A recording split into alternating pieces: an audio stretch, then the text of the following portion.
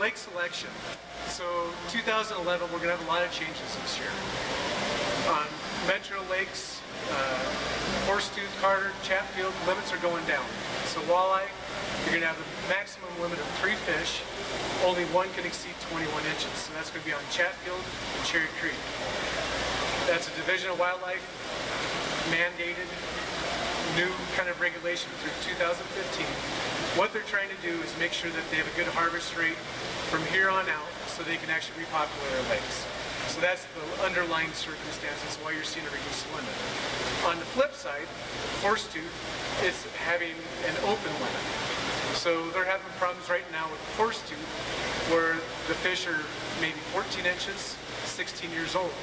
They don't have a quality forage base, so the fish are not growing appropriately. We're very dynamic here in Colorado.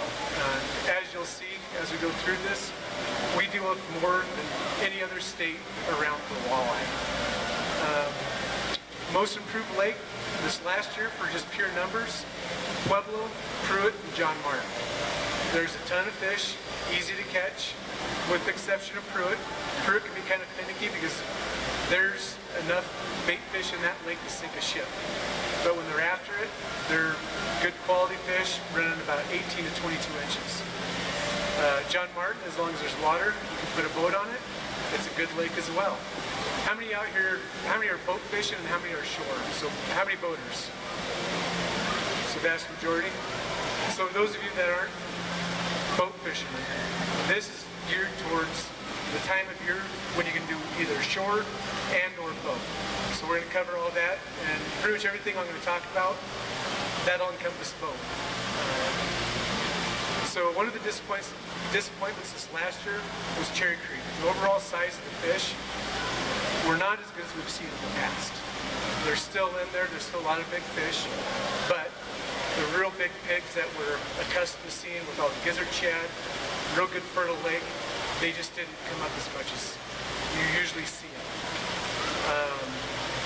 Kind of comes back to why the Division of Wildlife went in and changed the regulations from 5 fish down to 3 fish. There's a ton of pressure on our lakes. We're going to talk a lot about pressure on lakes, and as we go through this, you're going to kind of see, we're going to make a big circle here going around all of our topics. So if you're looking for your personal best walleye of your life, everybody's got their own definition of what you consider your best walleye. That varies from person to person, angler to angler, and it's just like what you've heard throughout the weekend. Everybody's got a different tactic, a different way of fishing, maybe a variation. Everything's a little bit different. You just got to find your own way. And always, what I always say, whoever it is, listen to what they have to say, because there's some days you get on the water and you're struggling, and all of a sudden if you catch on that, hey, such and such told me this one time, let's try that. That might be the saving grace that day. So if you're looking for big fish this year, in the metro area, Aurora, Stanley, Cherry Creek, and Chatfield, they do have big fish, and they're very accessible, shore and or boat.